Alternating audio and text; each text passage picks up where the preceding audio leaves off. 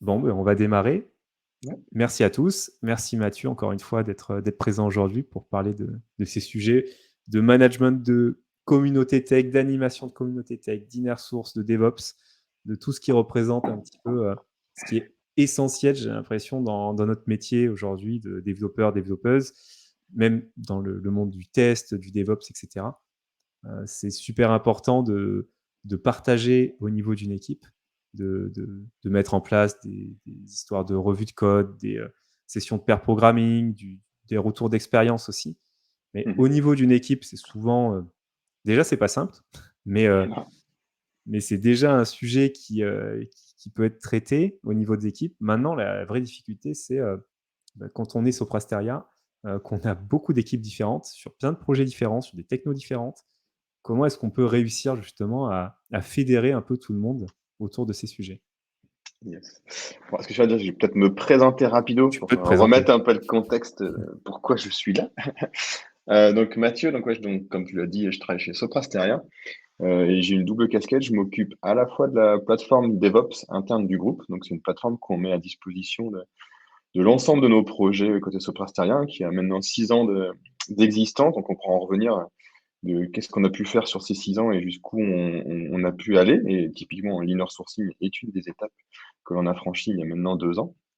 Et mon autre casquette, c'est de m'occuper de Tech Me Up. Tech Me Up, c'est quoi? Bah, c'est tout simplement la communauté tech du pôle France de Soprasteria. Donc en gros, essayer de fédérer toutes les initiatives tech qu'on a un peu à droite à gauche sur l'ensemble de la France pour en faire une grande et belle communauté animée, vivante et qui promeut tout ce qui est tech, les bonnes pratiques, les bons outils, les bonnes technos et du partage, quoi.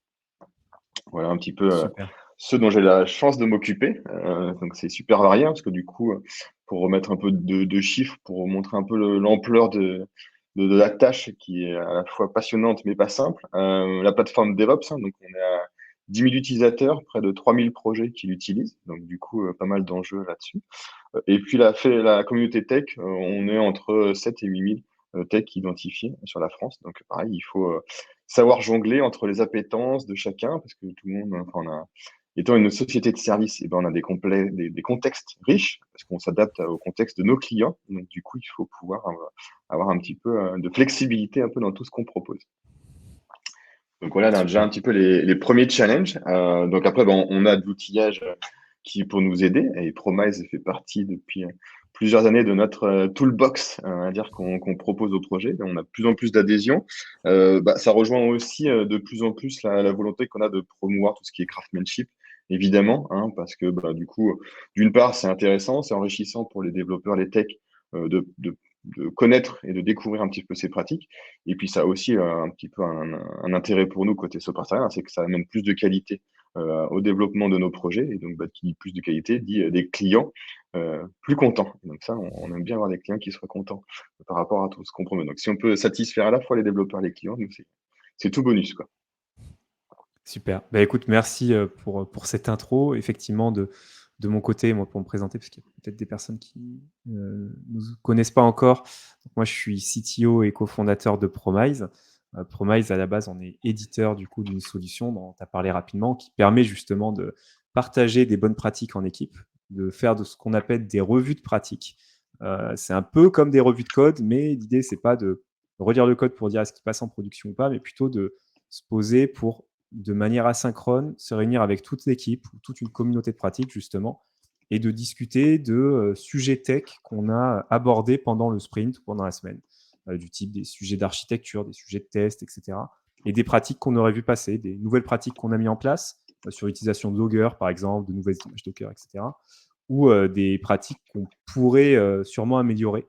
Et c'est souvent le cas parce qu'évidemment, il y a tellement de choses qui évoluent, des frameworks qui évoluent tout le temps, etc., que ben, on doit être constamment avec l'équipe dans cette démarche d'amélioration continue. Mhm. Donc voilà, nous, de notre côté, on a développé des outils qui permettent d'accompagner tout ça, mais évidemment, l'outil, c'est pas une fin en soi. C'est des plugins IDE, des plugins pour la revue de code qui permettent aux gens de se faciliter la vie en remontant plus facilement ces sujets, puis en les enregistrant derrière, etc. Il y a plein de mécanismes autour de ça. Mais l'objectif, c'est d'être capable d'animer ces communautés et justement de créer cette émulation. Donc c'est pour ça que c'est intéressant, Mathieu, d'avoir ton retour là-dessus. Mhm. Ouais, c'est là où c'est pas simple, hein, parce que du coup, ben, déjà, en étant en multi-géographie, multi-techno, il faut arriver un petit peu à ce que tout le monde s'y retrouve. Donc du coup, c'est là où, ben, via la communauté tech, on essaye d'avoir un petit peu, ben, différents points d'accroche, pour pouvoir, que les gens s'y retrouvent, globalement, hein. C'est-à-dire que, ben, on a évidemment la communauté tech globale, où on partage l'ensemble des informations en relatif à la tech, en interne, en externe, hein. On a une petite newsletter, par exemple, qu'on est en train de monter là pour, bah, si on a vu des articles intéressants, des tutos intéressants, bah, le partager à d'autres. Évidemment que nous, on alimente beaucoup aussi par des retours d'expérience internes. Donc, typiquement, une fois par mois, on a ce qu'on appelle des tech breaks, où pendant 1 heure, que quelqu'un vient nous parler de sa techno, de son projet, d'un outil qu'il a pu essayer, pour le mettre en visibilité un peu de tout le monde. Ce qui est plutôt intéressant parce qu'à chaque fois, on a une centaine de personnes connectées en live à chaque fois, plus le replay comme tu le fais toi, ben, de dispo, donc où les gens peuvent facilement regarder après a posteriori. Et puis après, ben, en plus de cette méga casquette, on a à chaque fois des petits chapeaux où on va essayer de regrouper par typologie les techs en fonction, ben, de leur techno, des méthodologies de travail qu'ils utilisent. Donc, évidemment, le craft, le DevOps. Pareil, pour pouvoir qu'ils puissent facilement poser leurs questions, leurs problématiques, etc. Pour qu'on puisse après, ben, les aider, les accompagner, s'enrichir les uns les autres. Après, évidemment, qu'avoir la plateforme qu'on a de DevOps interne avec sa maturité maintenant de 6 ans, bah, fait qu'on a quand même pas mal d'outillages, de bonnes pratiques qui sont en place. Donc, du coup, bah, ça aide beaucoup aussi aux collaborateurs de se retrouver un petit peu dans tout ce bazar qu'est l'IT, parce que si on essaye de suivre un peu l'actualité IT, toutes les 2 minutes, il y a un truc nouveau qui sort, donc on se pose la question de tiens, est-ce que c'est intéressant ou pas? Donc le fait d'avoir cette communauté tech qui fait des retours d'expérience sur des expérimentations plus la plateforme DevOps où une fois qu'on a des expérimentations qui sont un petit peu plus matures, abouties, diffusées sur plusieurs projets, et ben que nous, on va pouvoir généraliser encore plus largement à l'ensemble du groupe, c'est quand même super intéressant. C'est un peu comme ça que est né le déploiement de Promise chez Soprasteria, c'est que un ou deux projets s'y sont intéressés, ont vu l'intérêt que ça avait. Petit à petit, ça fait écho, on a pu en parler. Du coup, depuis, c'est devenu un peu l'outil principal autour de tout ce qui est déploiement des méthodes craft et d'accompagnement de déploiement de ces méthodes.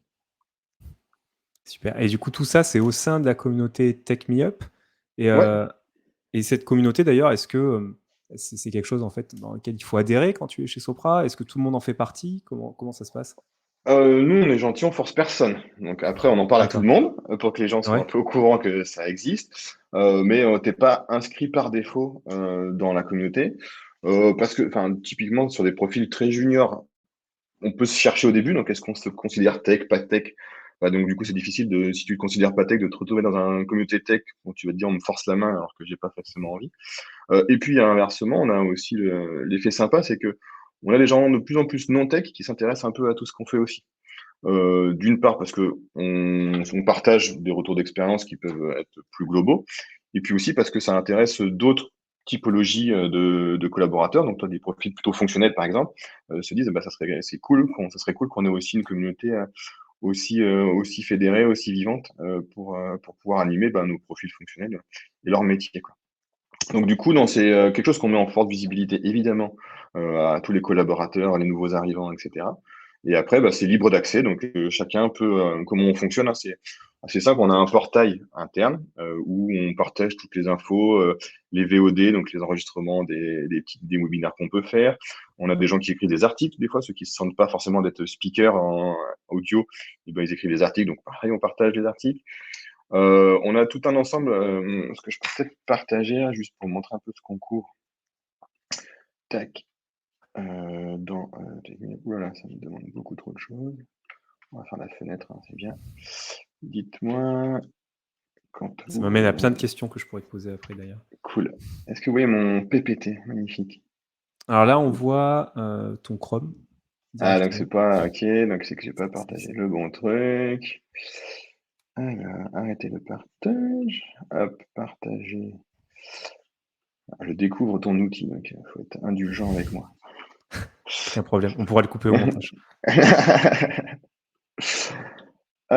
Partager, tac, hop, hop, hop, hop, hop, tac, ça doit être mieux quand même.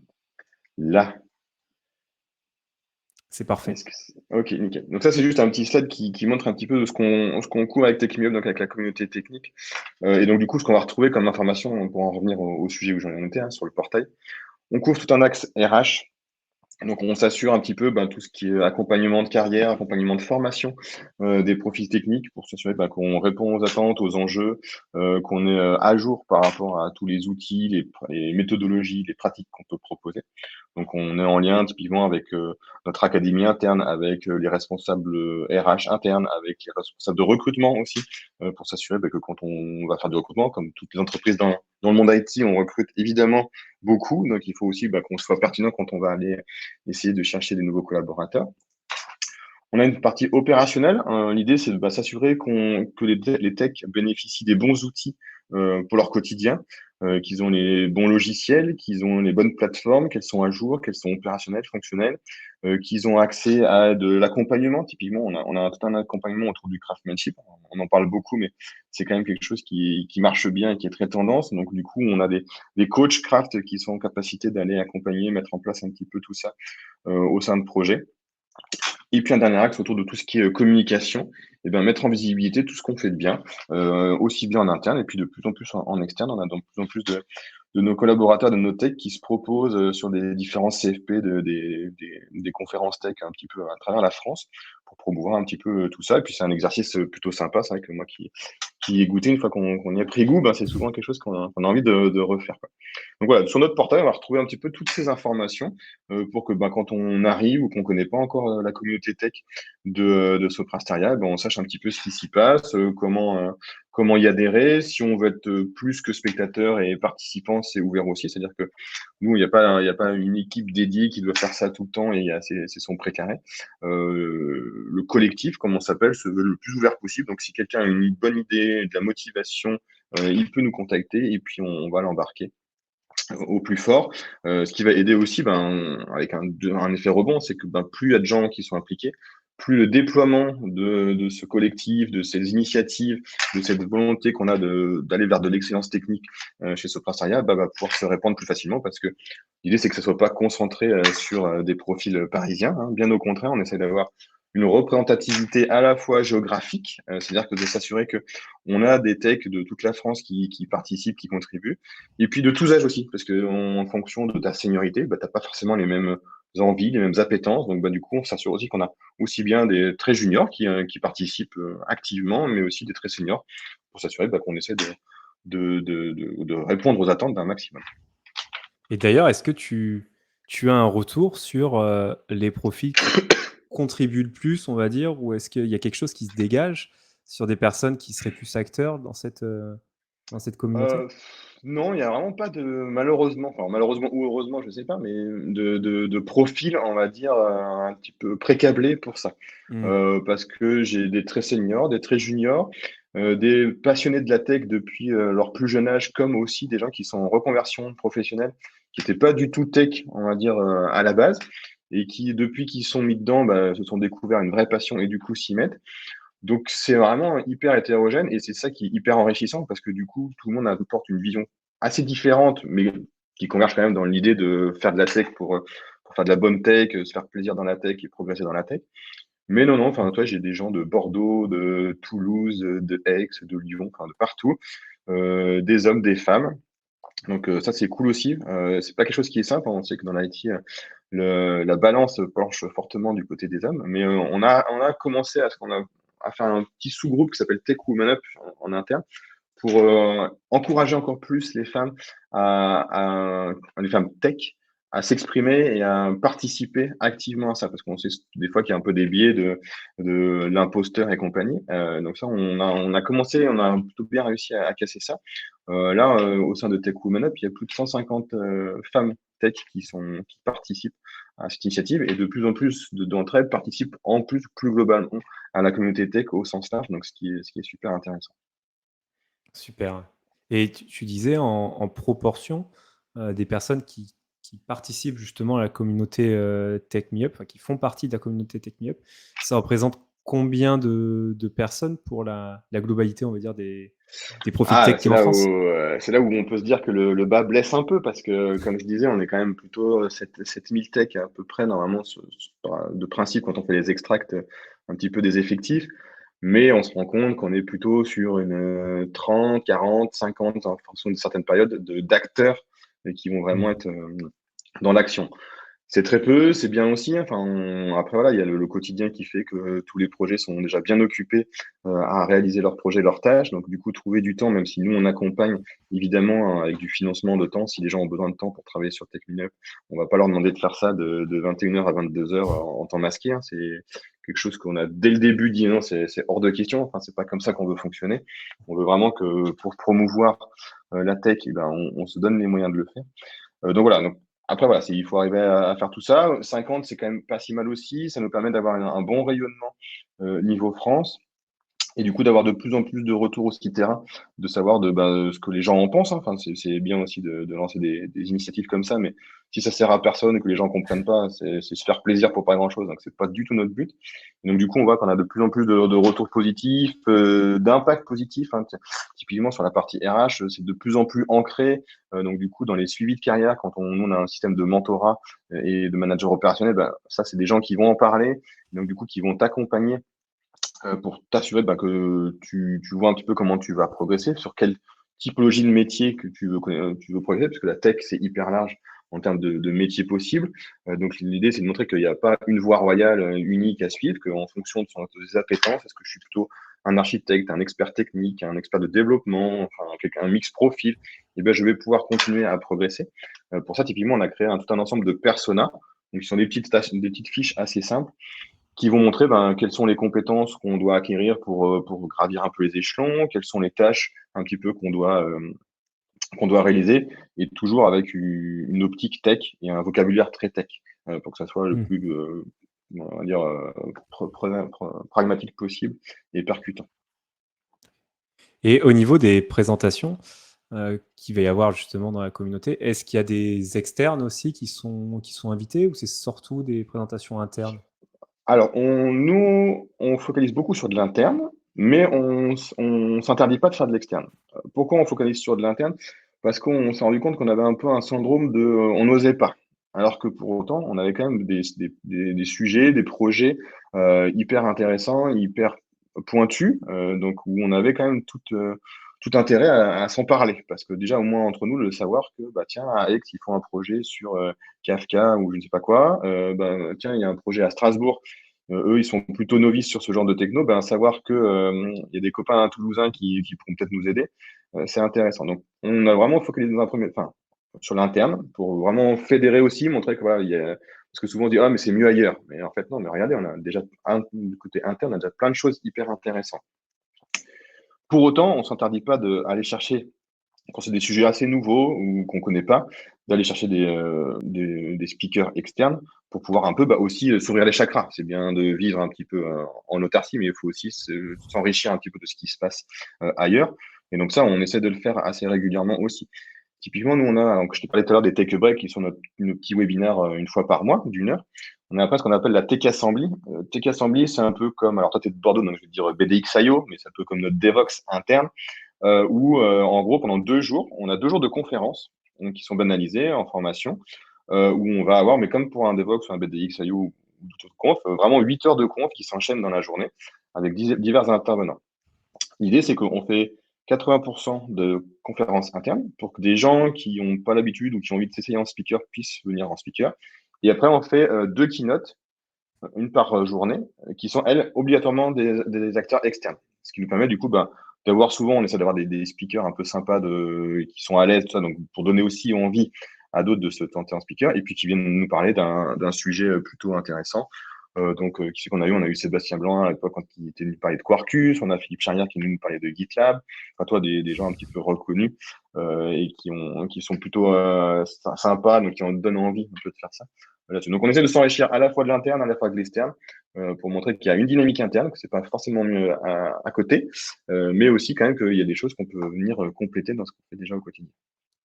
Et est-ce qu'il y a un programme d'accompagnement aussi pour les personnes qui voudraient s'essayer en speaker Ouais. externe pour des conférences? Obligé, parce que Mmh. ça, si tu le fais pas, tout le monde se dit, ah, mais non, mais j'ai pas le niveau, mais non, mais ça, ce que je vais raconter, ça vaut pas le coup et tout ça. Donc ouais, on a fait plusieurs sessions de sensibilisation un peu pour réexpliquer un peu, toi, c'est quoi être speaker, casser un peu des préjugés où quand je veux proposer un talk dans une conférence, il faut obligatoirement que je sois l'expert plus du truc.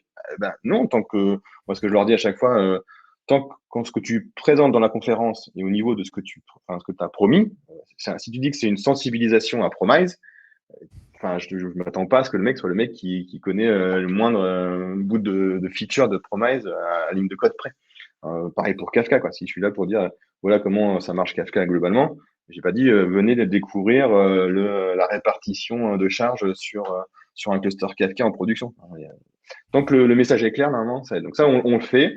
Évidemment qu'on le fait aussi pour tout ce qui est relecture. Quand quelqu'un se motive à dire, ah, ok, c'est moi, j'ai envie de le faire, on fait de la relecture de CFP, des abstracts, pour dire, bah tiens, t'as pensé à ça, attention, c'était pas clair, tout ça. Et puis après, on a toute une notion aussi d'accompagnement, tutorat sur faire des dry runs. Enfin, toi, si je dois faire une conf dans une semaine ou deux, pouvoir faire une petite conf à blanc avec quelques personnes qui vont me dire attention, ça c'était pas clair, tout ça, retimer mon truc. Donc ça, on le fait pareil. Ouais, ça c'est quelque chose qu'on fait fortement parce que c'est pas forcément simple la première fois. Donc typiquement aussi, ce que je dis, c'est n'hésite pas à te faire en binôme la première fois. Faut pas forcément se jeter à l'eau tout seul. Souvent, moi, je le fais enfin, j'ai quasiment fait que en binôme mes confs. C'est sympa aussi parce que du coup, déjà, ça aide à se motiver aussi un peu quand tu dois préparer ta conf. Du coup, c'est pas simple. Que quand tu as un coup de mou, l'autre qui se repart. Et puis, tu sais que pendant la conf, tu vas avoir quelqu'un à côté de toi. Donc, du coup, tu vas un peu te dire, OK, je suis pas tout seul. Si j'ai un trou ou quoi, je sais que mon collègue va pouvoir m'aider. Donc, c'est quand même souvent un peu rassurant quand même. Tu as pu faire aussi avec Philippe justement sur la C'est sur ben, GitLab. c'est grâce à Philippe que je me suis lancé un peu là-dessus. Et du coup, c'est vrai que le fait d'avoir quelqu'un qui en a déjà fait avec toi pour ta première, ça aide aussi. Ça aide aussi. Donc ouais, c'est cool.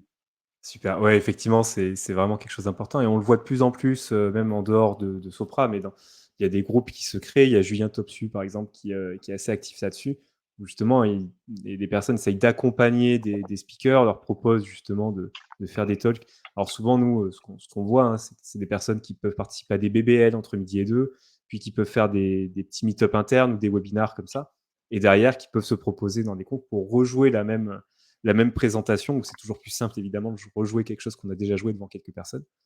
Donc effectivement, ouais, il y a un vrai sujet autour de ça. Et tu parlais dans nos discussions des risques également qu'on pouvait avoir à mettre en place cette communauté. C'est quoi, en retour d'expérience, que tu as vu justement de positif qui a pu être apporté versus des choses qui pourraient, je sais pas, soit être chronophages, soit être contraignantes. Est-ce que tu as des retours là-dessus?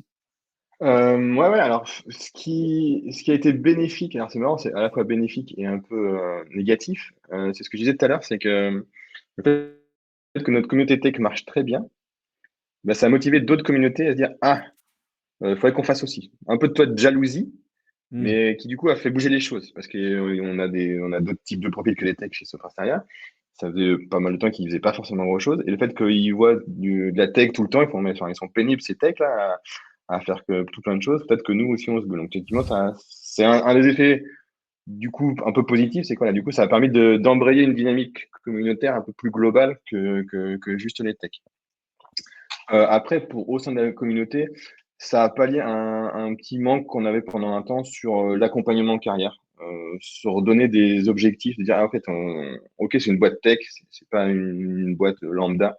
Il y a une vraie volonté de promouvoir la tech, où il y a des vrais sujets tech, enfin, c'est bien beau de vouloir le promouvoir, mais s'il n'y a pas de sujet, et où il y a une vraie culture, des vrais projets, des vrais experts. Et donc, du coup, on est dans un écosystème assez bénéfique et motivant pour se dire, ok, j'ai envie d'y aller, quoi.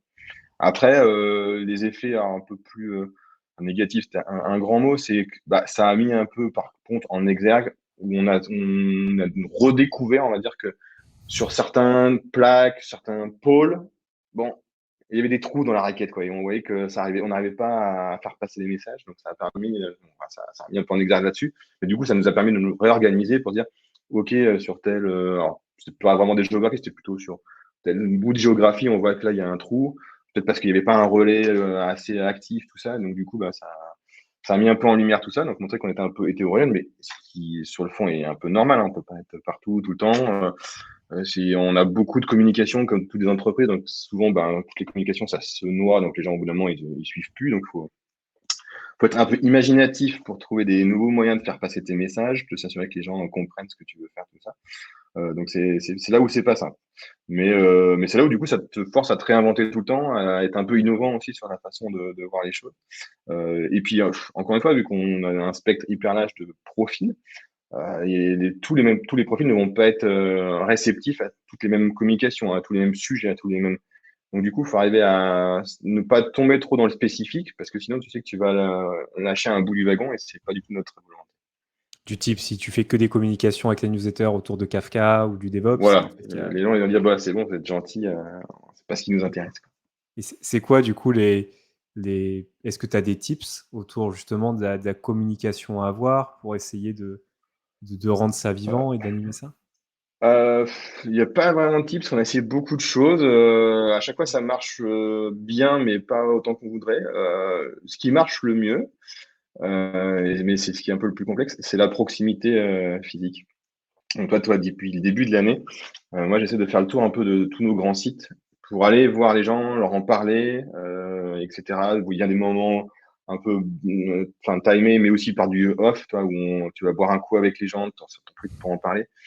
La proximité, ça fait toujours plus qu'un webinar, qu'un mail, que quelque chose là-dessus. Ça permet de rediscuter un peu, enfin, tout bêtement, quand tu discutes avec quelqu'un, alors même avec la vidéo, tu as la caméra, mais c'est quand même pas pareil. Tu vois les réactions, donc tu vois si ça comprend, si ça comprend pas, s'il y a des choses faut que tu réexpliques, tout ça. Et donc du coup, on s'est rendu compte là, depuis le début d'année que quand on va voir les gens, il y a clairement un next step qui se passe, et un sujet en plus, quoi. D'accord, ouais. Effectivement, ouais, c'est quelque chose qu'on peut voir aussi, assez fortement même de notre côté où, bah, tu peux vraiment, créer une proximité avec les gens, puis cette notion de communauté, l'objectif, c'est de pas se sentir isolé et donc Mm. évidemment, c'est intéressant d'avoir ces retours. Yes. Super et bah, du coup, est-ce que tu peux parler maintenant de l'autre sujet Ouais. d'aujourd'hui, qui est autour de la plateforme DevOps qui a été mis en place donc depuis, un moment là? Ouais, ça fait 6 ans, ouais, sûr. Bah, elle fait 6 ans. partie un peu de cette excellence technique, hein. Si t'as pas une plateforme un peu au bon niveau pour pouvoir accompagner les projets, ça aide pas non plus si chaque projet doit réinventer la roue dans son coin. On sait que les projets aiment bien, mais pour autant, est-ce que c'est efficace? Pas sûr. Et puis, il y a des projets qui aiment pas et qui n'ont pas forcément les compétences. Donc, nous, on a lancé la plateforme il y a maintenant un peu plus de 6 ans. Donc, on a une belle maturité sur ce qu'on a pu mettre en place. C'est une plateforme qui se base principalement sur GitLab et OpenShift et de plus en plus autour des cloud providers globalement, hein, Azure, AWS, bientôt GCP et OVH. L'idée, c'est vraiment de promouvoir les bonnes pratiques autour du DevOps avec un outillage performant, avec un ensemble d'assets qu'on a construits par nous-mêmes on top de ces GitLab OpenShift. On essaie de pas faire de trop de custom parce que qui dit custom dit de la maintenance, tout ça. Et puis, bon, voilà, on n'a pas forcément, c'est pas forcément mieux faire que l'autre. Mais on a fait quelques ce qu'on appelle des accélérateurs, nous, pour vraiment accompagner. On a fait effectivement ce qu'on appelle Project Booster, qui est un outil qu'on a construit par-dessus GitLab pour, en quelques clics, automatiquement instancier tout ton projet. Alors, ça veut dire quoi instancier tout ton projet? Tu me diras, ça veut dire tout et rien. Mais c'est vraiment, on va pouvoir te créer ton projet dans GitLab en se basant sur des templates de bonnes pratiques que nous, on met à dispo. T'instancier, ben, évidemment, ton pipeline CI/CD dans GitLab, donc avec un ensemble de jobs préconfigurés sur étagère. Donc, on va par défaut t'activer des linters, t'activer du contrôle de qualité, t'activer des contrôles de sécurité autour des secrets, du code, de tes images Docker, si tu fais du Docker, tout ça. Et puis de faire un premier déploiement de ce projet démo, souvent un Hello World, sur une de nos plateformes. Donc, soit tu peux choisir de déployer ça sur Azure, AWS ou sur un OpenShift qu'on a en interne si tu veux faire plutôt du conteneur indépendamment du cloud provider. Toi, tu fais une petite IHM comme ça. Globalement, comme tu vois, on abstrait avec GitLab et des fonctionnalités de GitLab pour que rapidement, un projet, en gros, en 15 minutes, un projet, il remplit son formulaire, il lance l'exécution du booster, on instancie tout, 15 minutes après, il a déjà toute sa chaîne qui est construite, un premier déploiement qui est fait, et donc du coup, il peut déjà commencer à faire ses features branches, commencer à faire son développement de fonctionnalités, il commit, automatiquement, ça va déjà lui déployer, donc il va pouvoir voir visuellement ce que ça donne et tout. Donc, ce qui est quand même hyper intéressant, parce que du coup, en termes de réactivité là-dessus, ce qui fait qu'on se base sur des bibliothèques qu'on maintient en centrale. Donc, comme ça, on s'assure en plus que quand on fait des montées de version, quand on fait des changements d'outils, tu vois, l'année dernière, on est passé de ClearScan à Trivi pour tout ce qui est scan d'images Docker. Et ben, ça a été transparent pour les utilisateurs parce que du coup, vu qu'eux, ils incluent dans leur projet un template de CI/CD qu'on leur met à dispo, enfin, nous, on s'était assuré qu'il n'y avait pas de breaking change, évidemment, en amont. Mais du coup, du jour au lendemain, ils sont passés de ClearScan à Trivi, limite sans s'en rendre compte. Mais du coup, ils avaient quand même des résultats plus pertinents, ça marchait mieux, etc. Donc, on a construit ce genre d'outils. On a construit aussi ce qu'on appelle Modern Workstation. Là, c'est vraiment plus en amont, comment on s'assure que on industrialise l'installation des postes de développement. Donc, c'est pas du remote desktop hein, comme du Gitpod, tout ça. C'est vraiment quand on veut travailler en local. Mais comment je m'assure que Ascode, je sais la configuration nécessaire pour le projet sur lequel je suis en train de travailler en ce moment. Donc, est-ce que j'ai besoin de Git? Est-ce que j'ai besoin de Java 11 ou Java 17? Est-ce que j'ai besoin d'un Postgre? Est-ce que j'ai besoin de Docker, etc. Donc, tu décris tout ça dans un YAML qui est du code dans ton projet, donc qui est versionné en même temps que ton projet. Tu fais ta commande install au démarrage de ton projet. Automatiquement, on te récupère les packages, on les installe. Et comme ça, au moins, tu t'assures que tous les développeurs de ton projet travaillent sur la même stack technique avec les mêmes versions. Et puis comme ça, quand tu passes à un autre projet, si tu es multi-projet, tu as juste à faire un install avant, install du nouveau, pam, tu sais que tu as, bien switché la bonne configuration du nouveau projet, que tu n'as pas de conflit de version, de machin qui traîne avec un ancien projet.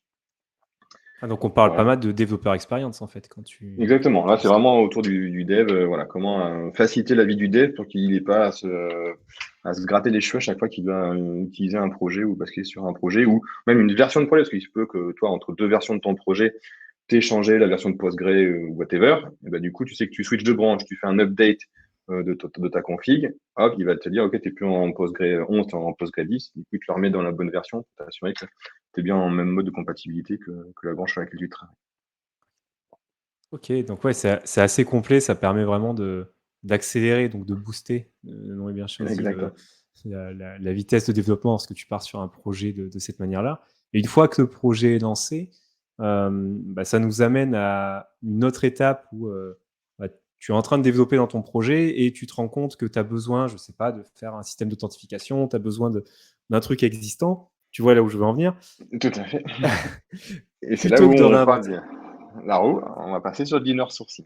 Alors, pour Exactement, répondre ouais. à Dany sur qu'est-ce que l'inner sourcing, l'inner sourcing, c'est faire de l'open source en interne. C'est-à-dire quoi faire de l'open source en interne? C'est en gros avoir une plateforme où tu vas pouvoir mettre en visibilité des composants pour les autres projets pour qu'ils puissent les réutiliser. Alors, c'est de l'inner sourcing parce que du coup, c'est quelque chose que tu veux pas forcément mettre en externe. Ça peut être pour plein de raisons, hein, parce que déjà, tu n'es peut-être pas prêt d'un point de vue légal, hein, parce que peut-être que ton service juridique te dit non. Peut-être parce que c'est des composants qui ont une propriété intellectuelle que tu veux pas forcément donner à l'extérieur, mais pour autant qui peuvent resservir à d'autres projets. Moi, je le vois souvent comme une étape pour faire après de l'open source. Parce que faire de l'open source, sur le principe, c'est assez simple. Hein. Tu vas sur GitHub ou GitLab, tu mets ton projet en public et tu as fait de l'open source. OK, quand tu le fais en perso, ça va. Parce que du coup, tu engages ton image personnelle.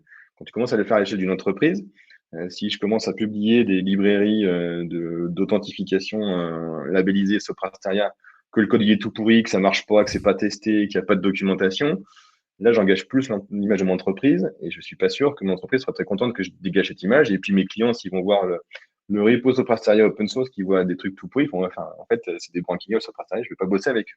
Donc, faire l'inner sourcing, ça permet dans un contexte plus contraint, de mettre en place ces bonnes pratiques d'open source, de l'open source, qu'il y ait des tests, qu'il y ait des guides de contribution, qu'il y ait une doc, que le code soit propre, enfin, tous ces mécanismes-là qui, comme ça, sont, pareil, c'est naturels, mais qui sont pas si simples à mettre en œuvre, tu peux le faire. Et puis, ça te permet, l'inner source, hein, c'est vraiment aussi de contribuer et partager avec d'autres. Donc, nous, pareil, je peux repartager vite fait un peu nos étapes qu'on a mis en œuvre. Ce sera plus parlant. Tac, tac. Hop, elles sont là. Dites-moi quand c'est bon. Tu C'est vois, bon, du ouais. coup, nous, c'est comme ça qu'on en est à l'inner sourcing. C'est en fait, on a défini sur plusieurs étapes parce que ça va pas se faire du jour au lendemain. Pourquoi? Parce que c'est déjà difficile d'identifier un peu les composants, que c'est un changement de mindset souvent au sein des développeurs. Le développeur, souvent, a d'une part plus l'habitude d'aller chercher sur Internet qu'en interne. Donc, aller chercher sur Internet, c'est pas mal parce que tu auras peut-être plein de réponses, mais comment tu t'assures du niveau de qualité de ce que tu vas récupérer? C'est plus compliqué. L'inner sourcing, on va voir, répond un peu à ces problématiques-là. Donc voilà, donc nous, on a fait en 4 étapes. Là, on est en l'étape 3,5, 4. Première étape, c'était déjà de juste, avant de dire on réutilise, c'est de demander aux projets et aux entités quels sont les composants que vous pensez peuvent être réutilisables. Indépendamment de leur qualité, dites-nous juste, tiens, on a fait tel composant autour d'AW, tel composant autour d'un système d'autante Octa ou whatever. Vous donnez tout. On a rempli nous, ce qu'on a appelé la marketplace. La marketplace, comme son nom l'indique, hein, c'est une place de marché qu'on a construit pareil par-dessus GitLab où les gens pouvaient déposer leurs composants, le lien vers les sources, le lien vers la doc pour pouvoir mettre en visibilité leurs composants. Une fois qu'on avait ça, on avait une bibliothèque importante de composants. On a fait un niveau d'écrémage, parce que pour le coup, c'est quand même de se dire, OK, on promeut des choses qui marchent bien et qui sont de qualité. Donc là, on a fait un petit peu de ménage, pas forcément, c'est-à-dire le ménage, c'est pas dire forcément virer le composant, c'est plus dire au projet qui a proposé un composant, est-ce que tu peux compléter parce que ta documentation est inexistante ou pas, ou t'as pas de test unitaire, donc on peut pas s'assurer que si demain tu as des contributions, il n'y a pas de régression, etc., etc. Donc vraiment pour que aussi aider les gens et les projets à cranter vers un niveau de qualité supérieur. Une fois qu'on avait cette bibliothèque de composants ready, on a ouvert la marketplace en disant OK, maintenant vous pouvez aller vers du reuse, c'est-à-dire que avant de créer un composant, avant d'aller le chercher ailleurs, allez voir sur la marketplace interne, parce qu'il y a peut-être déjà des collègues à vous qui ont eu la même idée et qui ont déjà commencé quelque chose. Sur notre marketplace, on a tout un ensemble d'indicateurs qui permettent de savoir un petit peu le niveau de maturité, s'il y a déjà eu d'autres gens qui ont réutilisé, un ensemble de feedback où les gens vont pouvoir laisser un petit commentaire pour dire ah, en fait, j'ai déjà réutilisé, ça marche bien, ou des fois ça peut arriver, ça marche pas, j'arrive pas à faire fonctionner. C'est hyper important aussi pour le owner du composant de savoir que des gens l'utilisent. C'est plutôt flatteur si ça marche bien. Et si ça marche pas, c'est aussi intéressant parce que dire ah bah tiens, en fait, quelqu'un l'a utilisé, il a vu un bug que j'avais pas vu, ça va me permettre d'améliorer mon composant. Donc l'idée, vraiment, après, c'est de casser je vais voir sur GitHub ou GitLab avant et je vais déjà voir sur notre marketplace.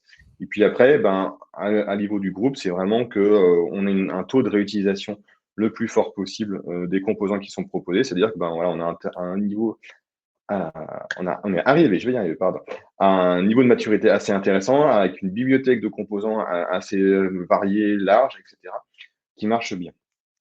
Après, un des raccourcis souvent, des préjugés que j'entends sur l'inner sourcing, c'est ah, mais mon composant, il n'est pas réutilisable par tout le groupe, donc ça vaut pas le coup de le partager. Ça, c'est une chose qu'à chaque fois je dis non, mais c'est surtout pas, surtout pas. Un composant qui est réutilisé par 4, 5, 10 projets, même c'est déjà très bien, parce que c'est dire qu'on a du gain, qu'on a du partage, etc. Donc, l'exemple que je prends souvent et que tu as cité Arthur tout à l'heure, c'est la brique d'autante pour un client particulier, parce que le client a une brique d'autante des années 80 qu'il n'a pas mis à jour, mais qui est bien custom à lui.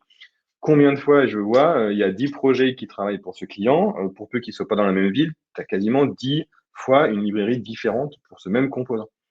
Tu te dis que si le premier projet, il met son composant d'autante dans la marketplace, que les autres y viennent, tout le monde va utiliser le même composant, ça va être enrichi par 10 projets qui vont faire des bug fixes, des améliorations et tout ça. Et donc, du coup, tout le monde est gagnant. Donc, l'inner sourcing, il ne faut pas se dire que il faut absolument que ça soit incroyable et que ça va révolutionner le développement de tous les projets. Déjà, si ça améliore de 4, 5, c'est déjà un gain. Et puis, ça va amener après déjà aussi le réflexe de dire, ah tiens, il faut que je propose quand j'ai des composants intéressants qui peuvent être réutilisables et puis que je réutilise avant de vouloir réinventer la roue par moi-même. Et ça m'amène à une autre question, parce qu'on avait eu d'autres retours d'expérience justement sur l'inner source, et souvent les personnes nous disent, en fait, ça marche bien si vraiment, il y a des owners du projet qui vraiment le gèrent et puis, le maintiennent. Mais quand il y a plus forcément d'honneur et puis que les gens peuvent contribuer eux-mêmes, des fois, on a moins de contributions et en fait, les gens vont juste, faire un fork du projet chez eux, vont le réadapter, mais vont pas forcément contribuer. Est-ce que c'est des choses que tu as vues? Est-ce que tu as des solutions aussi autour de ça? Ah ouais, ça c'est évidemment, ça c'est, enfin, de toute façon, c'est le réflexe malheureusement régulier de jeu de fort que je fais dans mon coin et je rétribue pas, mais qui est autant vrai dans l'open source que dans l'inner source. Qu'est-ce qui marche? Nous, typiquement, toute notre plateforme DevOps, tous les assets là, dont j'ai parlé tout à l'heure, par exemple Booster et Monad Workstation, c'est des choses qui sont dans la marketplace et qui sont en contribution libre. Qu'est-ce qui fait on a plus de contributions qu'avant? D'une part, c'est qu'on a un peu gamifié le truc. Il ne faut pas se cacher. Enfin, ça marche souvent bien, le fait de gamifier un peu l'initiative. Le fait de valoriser, à chaque fois qu'on a une contribution, on fait un petit message sur, donc nous, on utilise Yammer typiquement pour la partie communication comme ça. Un petit message, merci à un tel d'avoir contribué à telle fonctionnalité, tout ça.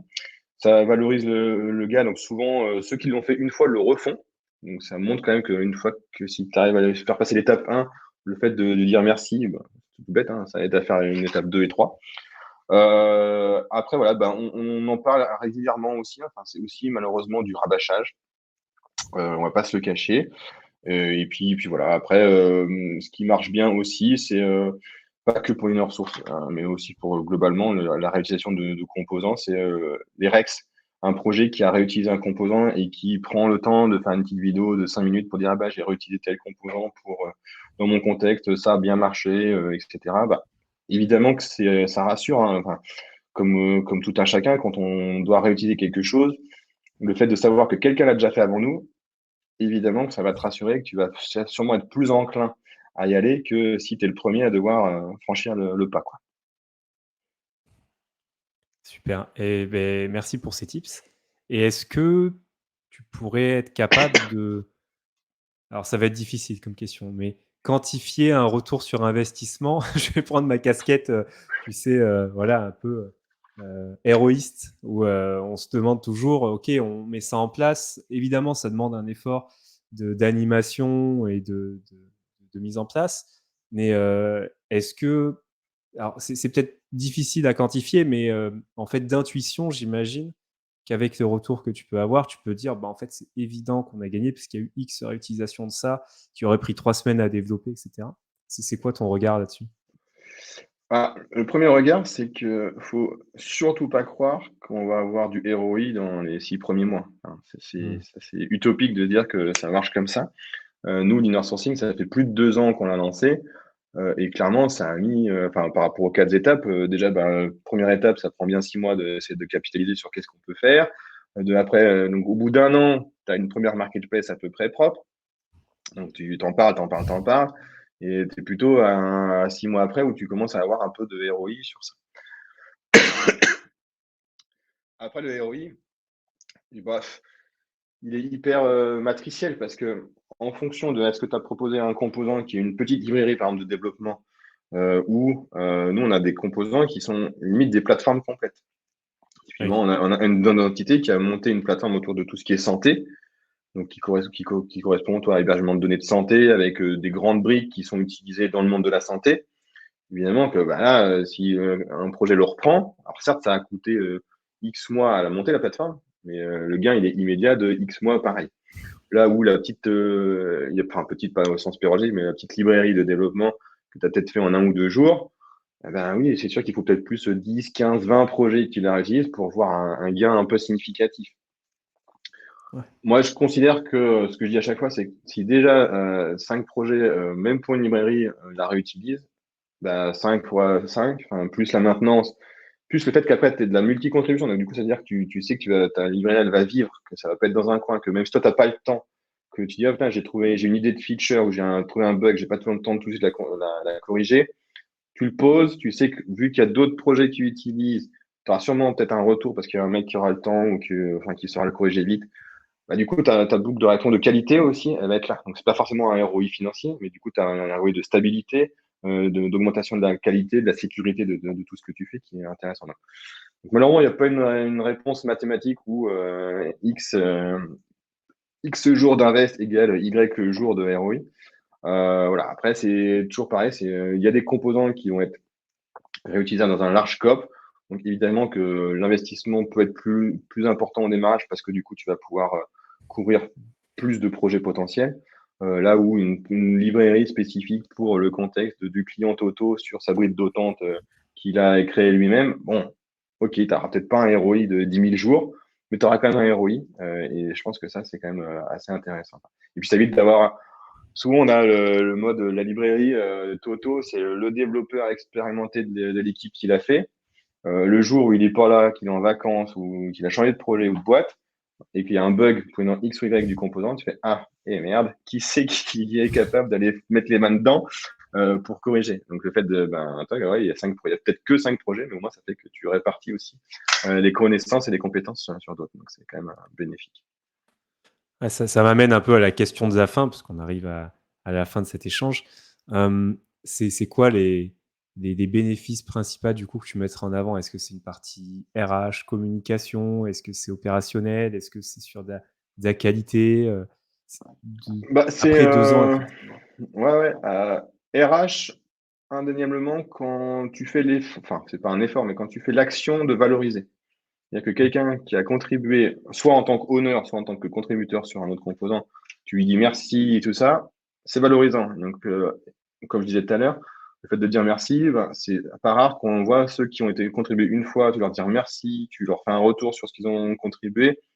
C'est très, très fréquent que du coup, ben, tu peux être sûr qu'ils vont te faire d'autres contributions. Et donc, du coup, qu'ils vont prendre l'habitude de. Opérationnel, ben, oui, à différentes mesures, mais oui, parce que d'une part, ça montre qu'on souvent on a des composants de qualité, donc ça rejoint un peu ce que je disais par rapport à la communauté tech, hein, c'est ne pas faire un petit peu, ne pas faire le dos rond, en disant, oh là là, on n'est pas bon. Mais si, en fait, on a des trucs super intéressants. Donc, regardez, tel composant, telle plateforme a été mise en place par une entité. Regardez, on peut aller assez loin dans les pratiques et les idées. Et du coup, bah, ça, comme je te disais, ça part rebond. Bah, ça, évidemment que faire du reuse de composants, ça va améliorer ta qualité, ça va améliorer potentiellement aussi bah, ta réactivité pour prendre en compte, pour construire une solution. Donc, c'est un peu ces deux axes RH et opérationnel. Sur la partie communication, on en parle, mais après, la communication étant un sujet tellement complexe que on en parle, on rabâche. Petit à petit, ça fait son chemin. Le fait d'avoir des succès, des nouveautés, ben, ça aide aussi à remettre un peu en visibilité tout ça. Donc, bien penser à le faire de manière régulière, claire. Un truc qu'on a vu, c'est les communications trop complexes sont pas comprises. Donc, en gros, une communication qui fait 20 lignes, limite, c'est trop long. Hmm. Souvent, vu on est tous submergés de communication, si le message n'est pas clair en 1 ou 2 lignes, tu peux être sûr que 80% des gens, ils vont même pas le lire. Donc, du coup, ton info, elle est à passer à la trappe, quoi. Donc, du coup, clair, concis, straight to the point. S'il y a besoin de rentrer dans le détail, un lien pour y aller. Mais c'est-à-dire que c'est que la personne qui va récupérer la connexion fait l'action de. Mais parce que tes 2 phrases d'avant lui ont amené en disant ah tiens, ça me pose question ou tiens, ça m'intéresse, donc je vais aller plus loin. Mais essayer de tout mettre d'un coup où tu vas rentrer trop dans le détail, du coup, tu vas perdre des gens, ça vaut pas le coup. Alors c'est marrant parce que alors, il y a une personne qui est présente aujourd'hui avec qui on a pas mal discuté autour de Promise, justement sur le partage de la communication autour des pratiques justement qu'on met en place dans l'équipe. Et c'était aussi un sujet de se dire, bah, en fait, ce qui est important, c'est que il faut être percutant juste sur une ligne en expliquant Ouais. ce que fait la pratique. Souvent, c'est dans le titre de la pratique. On Mm. dit, il faut pas faire ça pour telle raison, ou alors il faut plutôt faire ça pour telle raison, au niveau de l'architecture, ou des tests, etc., ou de la Mm. performance. Et derrière, effectivement, les gens vont pas forcément aller dire ce qu'il y a derrière, mais j'aime bien ton regard sur, c'est intéressant d'avoir un lien pour que la personne ait à faire d'action, d'aller creuser, de retrouver les exemples, de retrouver ce qu'il y a derrière. Donc effectivement, c'est, alors j'imagine que la newsletter que tu commences à mettre en place, il y a pas forcément beaucoup de retours dessus parce que c'est peut-être quelque chose de récent. Mais, effectivement, c'est souvent ce qu'on voit dans il y a tellement de communication qui arrive toute la journée, tu es tellement Ouais. sous l'eau avec ton projet et cetera, que quand tu rajoutes tout ça en plus, alors il y a des entreprises qui le font pas parce qu'elles ont l'impression que c'est une montagne insurmontable et donc elles se lancent pas là-dedans, ce qui est dommage, ce qui est très dommage.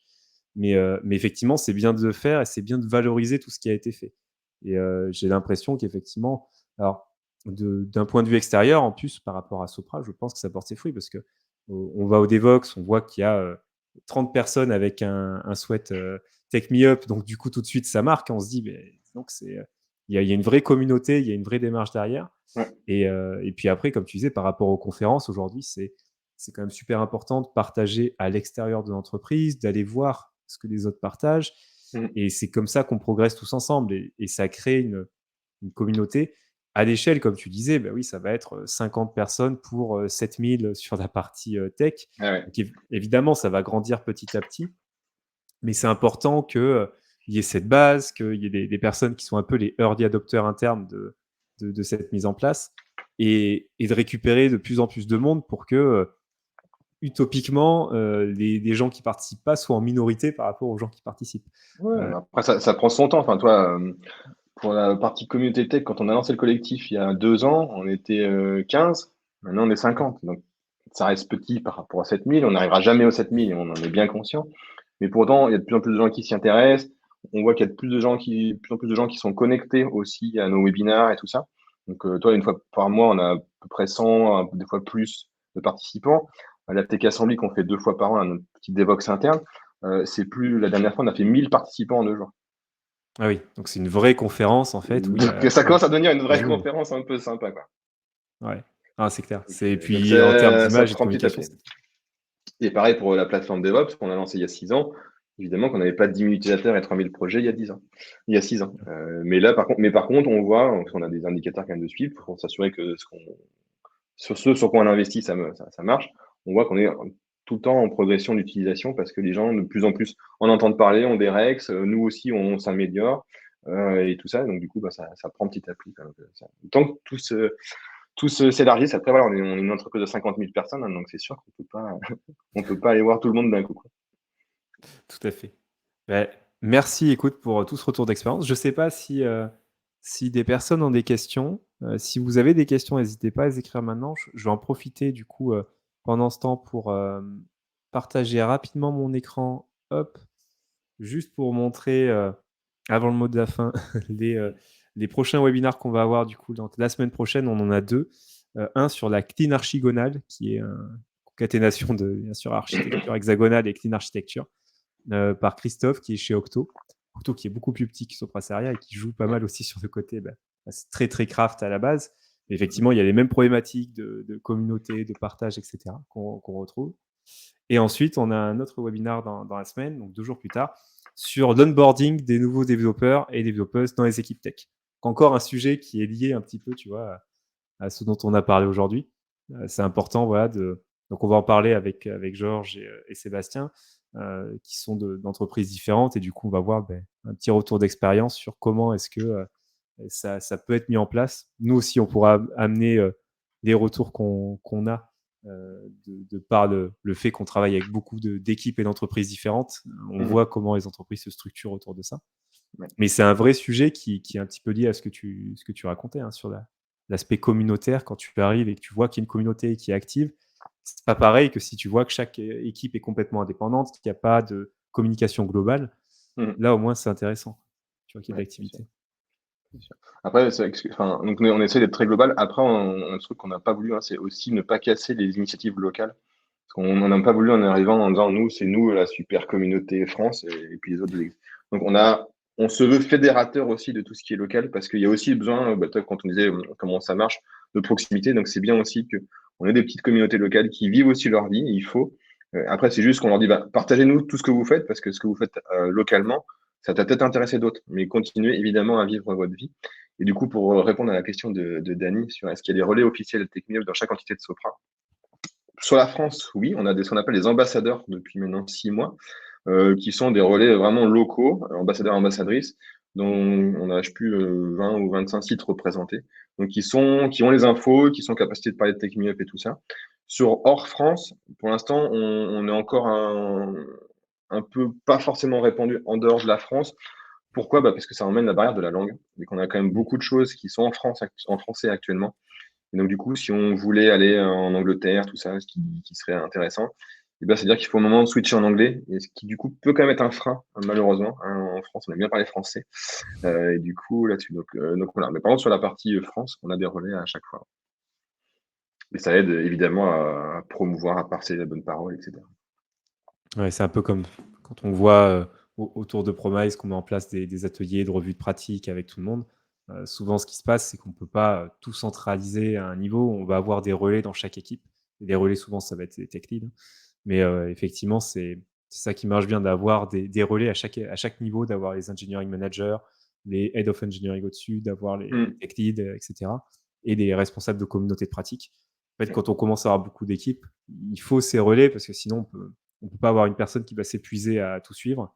Mmh. Et au niveau des équipes, effectivement, s'il y a pas de relais, on sent qu'on perd la proximité et du coup, on a l'impression que c'est une entité complètement à part qui Ah existe, quoi. bah, ça c'est le truc qu'il faut surtout éviter parce que si on est vu comme une entité extraterrestre qui fait ce qu'il veut dans son coin, qui est pas à l'écoute, l'adhésion elle est de 0% assurée, quoi. Tout à fait, ouais. Bah, écoute, merci pour, tous ces retours d'expérience. Bah, écoute, avec J'espère que ça plaisir. aura inspiré les personnes qui ont participé et qui regarderont le replay, plus tard. C'est un vrai sujet, je sens que c'est quand même quelque chose de complexe à mettre en place et comme tu dis, il faut du temps. Tu as pas un ROI sur, les 6 premiers mois. Il faut de la Du patience. Ça on apprend la patience. Moi, j'en avais pas du tout et depuis que je m'occupe de ça, j'en ai beaucoup plus. Ah effectivement, ouais, j'imagine que c'est des choses plutôt sur la durée, mais qui ont un impact, comme tu disais, qui peut être énorme Mmh. quand quand tu vois à quel point aujourd'hui dans l'IT, les gens ont tendance à réinventer la roue, à refaire les mêmes solutions qui ont été faites il y a 10 ans, puis améliorées depuis. Et donc en fait, on retombe sur, une sorte de dette technique qui revient toute seule parce que les personnes ont tendance à refaire un petit peu les mêmes erreurs, des fois en reproduisant des choses. Donc c'est Mmh. vrai que l'intelligence collective et le fait de travailler ensemble pour se partager le maximum de choses et surtout, capitaliser sur tout ce qu'on a déjà fait une fois, Mmh. là, ça devient, j'ai l'impression que ça devient essentiel dans un monde où aujourd'hui tout va très, très vite et Ouais. il faut aller vite et effectivement, on va pas, on n'a plus le loisir, on va dire, je sais même pas si on l'a déjà eu un jour, de prendre notre temps pour tout préparer. C'est sûr. Et merci encore Mathieu pour cet échange. Si jamais Avec les gens plaisir. veulent te contacter pour, des questions ou Pas de des souci. Soit ouais, sur LinkedIn, soit sur, Twitter, il y a pas de sujet. Au contraire, avec plaisir. C'est toujours un plaisir de pouvoir d'en parler et puis d'avoir d'autres retours, c'est vrai que enfin, la plateforme DevOps, je la présente à pas mal de clients Soprasteria et à chaque fois, ça fait des super échanges. Donc, s'il y a des questions, des remarques, avec plaisir. Au contraire. super. Eh beh, merci encore pour, cet échange. Bonne journée. Merci à Bonne journée à tout le tous monde. et à plus tard pour un prochain webinar. Salut tout le monde.